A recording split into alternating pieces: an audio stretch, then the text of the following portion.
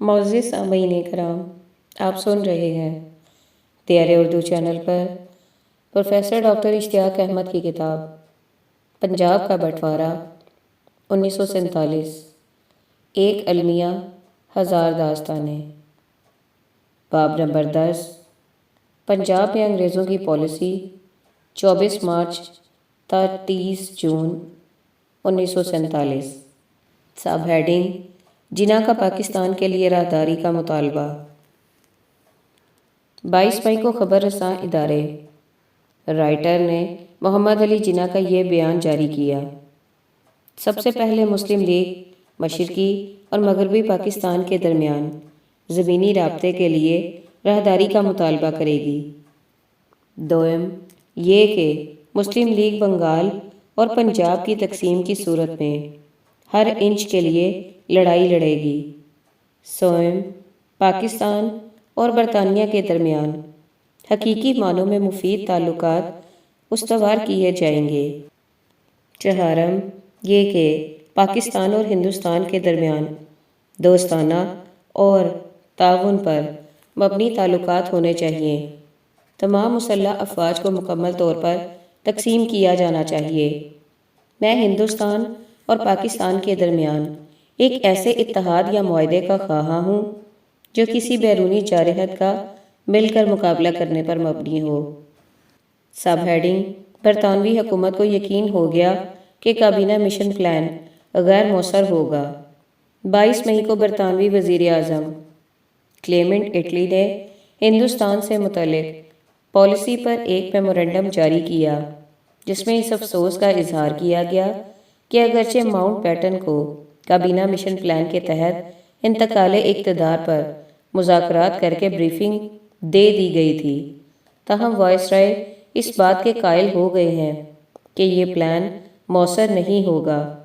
اس وقت تک بھی لندن میں برطانوی حکومت جون 1948 کو ہی انتقال اقتدار کی تاریخ قرار دے رہی تھی۔ جہاں تک ہندوستان میں مسلح افواج کا تعلق تھا، انگریز فوج کے commander in chief field marshal sir Claude Auchinleck, جو ہندوستان بالخصوص فوج کی تقسیم کے سخت خلاف تھے، نے 27 مئی کو اپنے ایک نوٹ میں مسلح افواج کی تقسیم کے عمل میں درپیش بے پناہ مشکلات کا ذکر کیا۔ اسی روز مہاتما گاندھی نے خبردار کیا کہ کانگریس ہندوستان کی تقسیم کی مخالف ہے۔ انہوں نے بیان میں کہا کہ ملک کی تقسیم کی پہلی ذمہ داری مسلم لیگ اور پھر انگریز حکومت پر عائد ہوگی، اور اگر تقسیم ناگزیر ہوتی ہے تو اسے منصفانہ ہونا چاہیے۔ کانگریس کسی بھی صورت میں غیر مسلم علاقوں کو پاکستان میں شامل ہونے کی اجازت نہیں دے گی۔ سب ہیڈنگ، 3 جون 1947 کا تقسیم کا منصوبہ۔ 19 مئی کے بعد ماؤنٹ بیٹن برطانیہ میں تھے اور برطانوی کابینہ اور انڈیا آفس کے ساتھ مشاورت کرتے رہے اور 30 مئی تک واپس نہ آئے۔ 31 مئی کو تمام صوبائی گورنروں کے نام ایک تار میں انہوں نے برطانوی کابینہ سے مشاورت کے بارے میں بتایا کہ مجھے اس بات میں کوئی شبہ نہیں کہ اگر ہم نے ہندوستان اور پاکستان کے دساتیر کی تیاری اور تقسیم کے معاملات کا تصفیہ ہونے کا انتظار کیا تو مسائل حل ہونے کی بجائے بڑھتے چلے جائیں گے۔ خدشہ ہے کہ جون 1948 میں کوئی شورش برپا ہو جائے۔ چنانچہ میں زور دے کر کہتا ہوں کہ شاہ انگلستان کی حکومت کو 2 آزاد حکومتوں کے قیام کے لیے فوراً قانون سازی کرنی چاہیے۔ اگر عوام نے تقسیم کے حق میں ووٹ دیا تو ہر حکومت کے پاس 1935 ایکٹ کے مطابق آئین ہونا چاہیے، تاہم انہیں کسی بھی وقت نیا آئین تشکیل دینے کا حق بھی ہونا چاہیے۔ اس کے بعد ماؤنٹ بیٹن نے 2 جون کو ہندوستانی لیڈروں سے ملاقات کی۔ انہیں تازہ ترین بیان کی نقول اگلے روز صبح 10 بجے دے کر کہا گیا کہ وہ اپنے جوابات اور آراء نصف شب تک جمع کرا دیں۔ کئی نظر ثانی شدہ فارموں میں اس فارم کے بیشتر ٹیکسٹ کا ذکر ملتا ہے، لیکن اس میں قبل از وقت انتقال اقتدار کی ہر تاریخ نظر نہیں آتی۔ البتہ ماؤنٹ بیٹن نے ایک سرکولر جاری کیا جس کا عنوان تھا تقسیم کے انتظامی مسائل، جس میں پہلی بار انہوں نے ہندوستان کی تقسیم پر اتفاق کی صورت میں بہت جلد ہندوستان سے انخلاء کا انکشاف کیا۔ انہوں نے اس دستاویز میں لکھا کہ یہ میرا ارادہ ہے کہ ایکٹ کو بننے کے فوری بعد مؤثر ہو جانا چاہیے اور یہ کام کسی بھی صورت میں 15 اگست سے پہلے ہو جانا چاہیے۔ بھارت اور پاکستان کو 2 آزاد ریاستوں کا درجہ دیا جانا چاہیے تھا۔ اس دستاویز میں تقسیم کے لیے جامع پلان تیار کیا گیا تھا۔ اس پلان کے نکات کے پہلو یہ تھے: سرحدوں کی حتمی حد بندی، ہندوستان کی مسلح افواج کی فارمیشنوں، یونٹوں اور فوجیوں کی تقسیم، حکومت ہند کے سول محکموں کے ریکارڈ، تنظیموں، سٹاف، اثاثہ جات اور ذمہ داریوں کی تقسیم۔ 15 اگست کی تازہ ترین تاریخ کے حوالے سے وائسرائے نے تبصرہ کیا کہ یہ تاریخ سننے پر وہاں موجود ہر شخص کو اگر صدمہ نہیں پہنچا تو دھچکا ضرور لگا ہوگا۔ یہ تبصرہ اپنے اندر انکشاف کا حامل ہے، کیونکہ اس فیصلے سے ہندوستانی رہنماؤں کا رد عمل جاننا مقصود تھا۔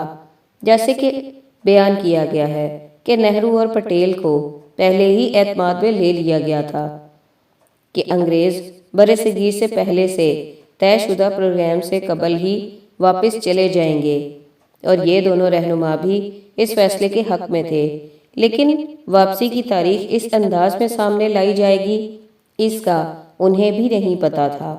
اس بات میں کوئی شبہ نہیں کہ مسلم لیگ سکھوں اور ممکن ہے کہ دیگر کانگریسی لیڈروں کو 2 جون کو ہی اس فیصلے کا پتہ چلا اور یقیناً انہیں اس سے شدید دھچکا لگا ہوگا۔ ہندوستان کی تقسیم کوئی آسان کام تو پہلے بھی نہیں تھا، لیکن اس اہم ٹاسک کو محض 11 ہفتے کے اندر انجام دینا تو مشکل تر تھا، کیونکہ انتظامی مشینری اس کے لیے تیار نہیں کی گئی تھی۔ سب ہیڈنگ: تقسیم کا اعلان۔ لندن میں برطانوی حکومت ہند اور ہندوستان میں کانگریس، مسلم لیگ اور سکھ نمائندوں سے کئی ماہ تک اعصاب شکن مشاورت کرنے کے بعد بالآخر وائسرائے لارڈ ماؤنٹ بیٹن نے 3 جون کو آل انڈیا ریڈیو پر تقسیم ہند کا باضابطہ اعلان کر دیا۔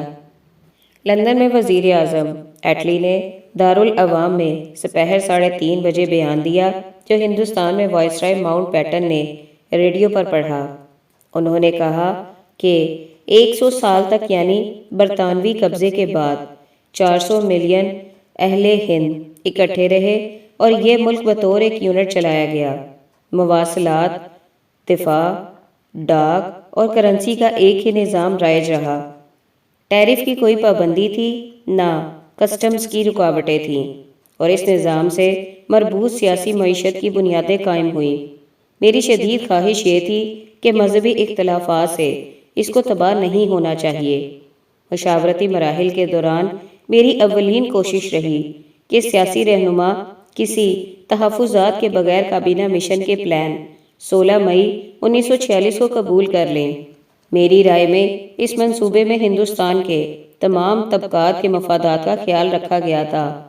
مجھے نہایت افسوس کے ساتھ کہنا پڑ رہا ہے کہ کابینہ مشن پلان سمیت ہندوستان کو متحد رکھنے کے کسی منصوبے پر اتفاق رائے حاصل نہیں کیا جا سکا، لیکن اس بات کا سوال ہی پیدا نہیں ہوتا کہ کسی بڑی اکثریت کو اس کی خواہش کے برخلاف ایسی حکومت کے تحت رکھا جائے جس پر بڑی اکثریت فائز ہو۔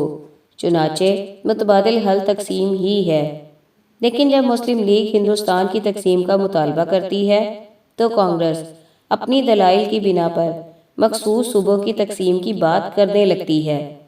میں سمجھتا ہوں کہ یہ دلیل ناقابل تردید اور ٹھوس ہے۔ در حقیقت کوئی بھی فریق ایسا علاقہ دوسرے علاقے میں نہیں چھوڑنا چاہتا جس میں ایک بڑی تعداد میں اس کی ایک کمیونٹی کے لوگ رہتے ہوں۔ یقیناً میں نے خود بھی صوبوں کی تقسیم کی مخالفت کی، جیسا کہ میں نے اس بنیاد پر تقسیم ہند کی مخالفت کی تھی، لیکن اب میں نے محسوس کیا ہے کہ یہاں ایک ہندوستانی سوچ پائی جاتی ہے جس کو فرقہ وارانہ اختلافات سے پاک ہونا چاہیے۔ اسی طرح میں محسوس کرتا ہوں کہ یہاں پنجابی اور بنگالی سوچ بھی موجود ہے جس نے اپنے صوبے سے وفاداری کو ابھارا ہے۔ لہٰذا میں نے محسوس کیا کہ یہ بات از بس ضروری ہے کہ ہندوستان کے عوام کو تقسیم کے معاملے میں خود فیصلہ کرنا چاہیے۔ ان حالات میں یہ بات ضروری تھی کہ پنجاب، بنگال اور آسام کے ایک حصے کے لوگوں کی مسلم اکثریت اور باقی ماندہ علاقوں کے درمیان حد بندی کی خواہش معلوم کی جائے، لیکن میں یہ بات واضح کرنا چاہتا ہوں کہ حتمی سرحدوں کا تعین باؤنڈری کمیشن ہی کرے گی اور فیصلہ اس عارضی فیصلے سے مختلف ہو سکتا ہے۔ ہم نے سکھوں کی پوزیشن پر بڑی احتیاط سے غور و فکر کیا ہے۔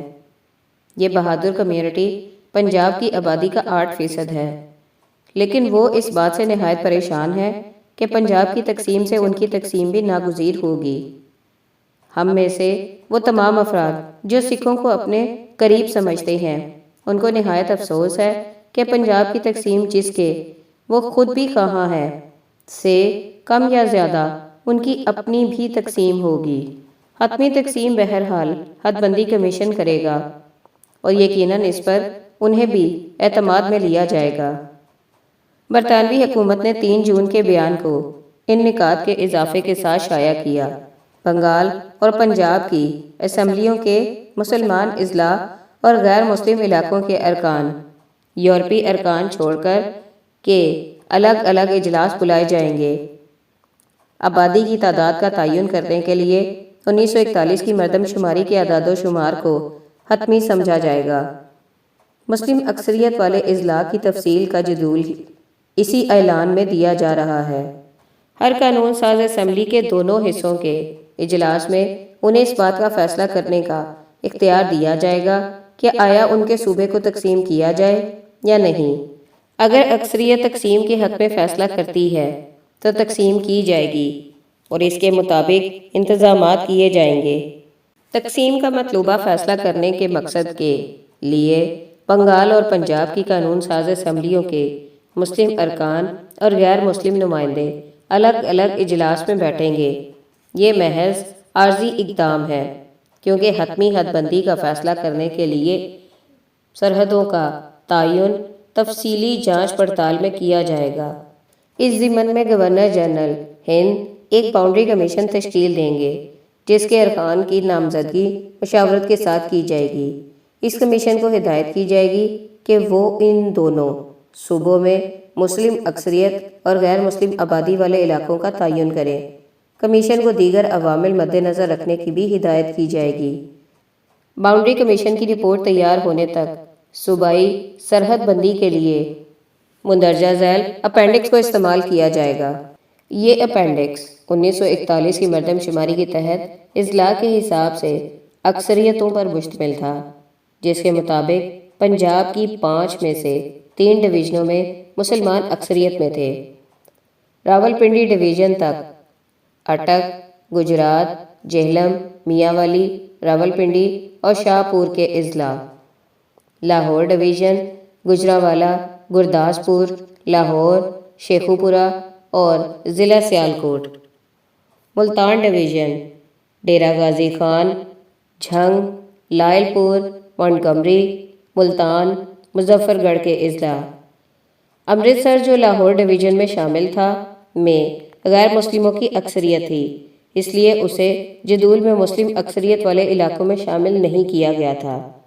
امرتسر کے علاوہ سکھ اور ہندو درج ذیل اضلاع اور ڈویژنوں میں اکثریت میں تھے۔ جالندھر ڈویژن، لدھیانہ، فیروز پور، جالندھر، ہوشیار پور، کانگڑا، امبالہ ڈویژن، گڑگاؤں، روہتک، حصار، کرنال، امبالہ اور شملہ۔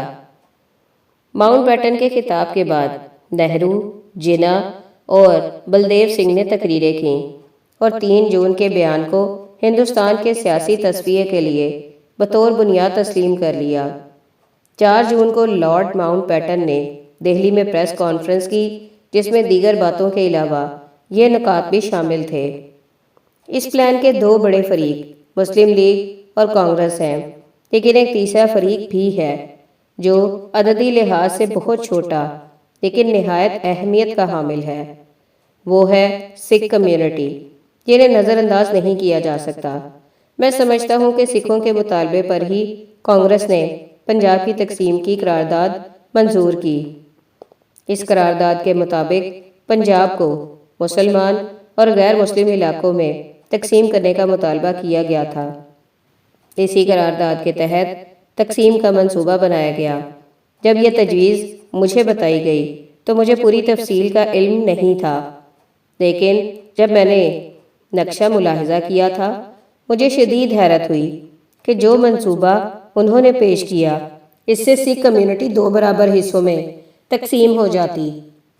میں نے اس ضمن میں انگلینڈ اور ہندوستان دونوں جگہوں پر طویل مشاورت کی تاکہ ایسا حل تلاش کر سکوں جس میں سکھوں کو وسیع تر اور قابل فہم بنیادی اصول کے ساتھ زیادہ سے زیادہ اکٹھا کیا جا سکے، جس کا مطالبہ ایک فریق نے کیا لیکن جو دوسرے فریق کے لیے بھی قابل قبول ہو۔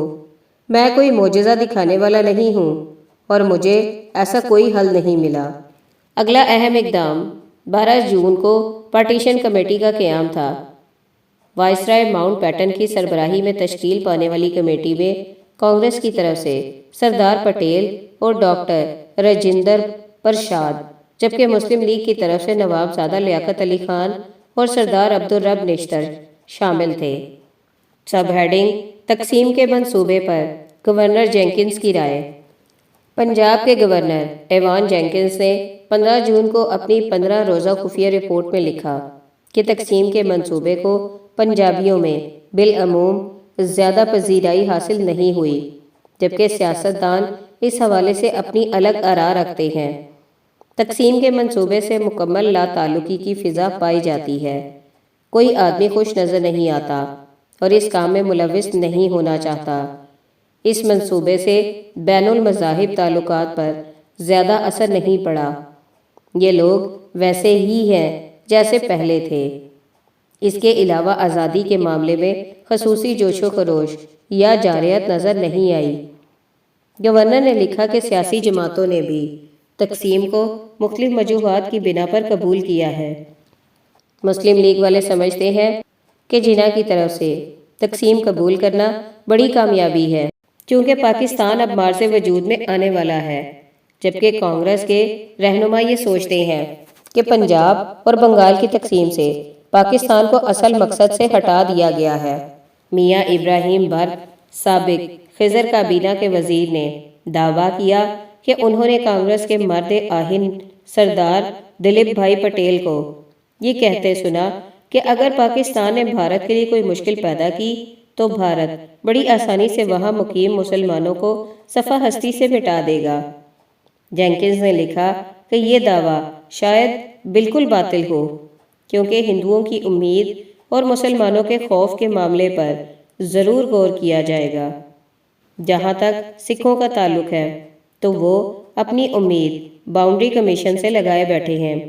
یہ لوگ ان اضلاع میں کافی منظم ہیں جو ان کے خیال میں متنازع ہیں اور اس بات کا قوی امکان موجود ہے کہ وہ سرحد بندی کا پوری طرح اندازہ کیے بغیر تقسیم کو مسترد کر دیں گے۔ وہ اپنی املاک اور آبادی دونوں کے انتقال کا مطالبہ کر رہے ہیں۔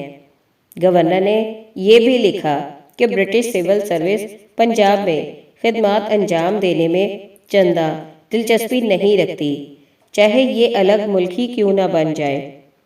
دوسری طرف مسلمان سول سرونٹس پاکستان میں پرکشش اسامیوں کو آپس میں تقسیم کر رہے ہیں، جبکہ غیر مسلم افسر یہ نہیں سمجھتے کہ وہ مغربی پنجاب میں محفوظ رہیں گے اور امید کر رہے ہیں کہ انہیں ہندوستان میں کھپایا جائے گا۔ سب ہیڈنگ پنجاب کی تقسیم کے سوال پر ووٹ ڈالنے والے ارکان صوبائی اسمبلی۔ پارٹیشن پلان میں یہ طے کیا گیا تھا کہ پنجاب قانون ساز اسمبلی کے ارکان کو مغربی اور مشرقی بلاک میں تقسیم کیا جائے گا جو پنجاب کی تقسیم کا فیصلہ کریں گے۔ چنانچہ اسمبلی کے مغربی بلاک کے ارکان نے اسپیکر دیوان بہادر ایس پی سنگھما چنانچہ اسمبلی کے مغربی بلاک کے ارکان نے اسپیکر دیوان بہادر ایس پی سنگھا کی زیر صدارت، جبکہ مشرقی بلاک کے ارکان نے ڈپٹی اسپیکر سردار کپور سنگھ کی زیر صدارت اجلاس میں 23 جون 1947 کو ووٹ ڈالا۔ مشرقی پنجاب سے تعلق رکھنے والے 72 ارکان نے الگ اجلاس میں مسلم لیگ کے مشرقی پنجاب کے رہنما نواب ممدوٹ کی اس تجویز کو 22 کے مقابلے میں 50 ووٹوں سے مسترد کر دیا کہ پنجاب کو متحد رکھا جائے۔ مذہبی تعلق کے حوالے سے یوں سمجھ لے کہ 88 مسلمان بشمول خضر حیات ٹوانا سمیت یونینسٹ پارٹی کے 7 دیگر ارکان، 2 ہندوستانی عیسائیوں اور 1 اینگلو انڈین نے متحدہ پنجاب کے حق میں ووٹ ڈالا۔ 2 سکھ اور شیڈیول کاسٹ کی کمیونٹی کے 77 ارکان نے پنجاب کی تقسیم کی بات کی۔ یہ بات یہاں قابل ذکر ہے کہ بعض رپورٹوں سے پتہ چلتا ہے کہ پنجاب اسمبلی کی اندرونی فضا لاہور اور گرد و نواح میں ہونے والے المناک قتل عام اور دیگر شہروں میں فسادات سے پیدا ہونے والی فرقہ واریت سے بالکل الٹ تھی۔ سب heading Punjab boundary commission. Mountbatten نے پنجاب باؤنڈری کمیشن کے حوالے سے ہندوستانی لیڈروں کے ساتھ مشاورت شروع کر دی تھی اور اس بات پر اتفاق کیا گیا تھا کمیشن آزاد چیئرمین اور 4 ارکان پر مشتمل ہوگا۔ 2 ارکان کانگریس نامزد کرے گی، جن میں سے 1 سکھ ہوگا، جبکہ 2 ارکان کے نام مسلم لیگ دے گی۔ اگر ممکن ہو سکے تو چاروں ارکان اعلیٰ عدالتی پس منظر کے حامل ہوں۔ چنانچہ کانگریس نے جسٹس مہر چند مہاجن اور جسٹس تیج سنگھ، جبکہ مسلم لیگ نے جسٹس محمد منیر اور جسٹس دین محمد کو رکن نامزد کر دیا۔ ان میں سے جو رکن سینئر ہوگا وہ کمیشن کے اجلاسوں کی صدارت کرے گا۔ 27 جون کو اس بات پر اتفاق کر لیا گیا کہ برطانوی بار ایسوسی ایشن کے سینئر رکن سر سیرل ریڈ کلف کمیشن کے سربراہ ہوں گے، جو دہلی میں رہیں گے اور پنجاب باؤنڈری کمیشن کے اجلاسوں میں براہ راست شرکت نہیں کریں گے۔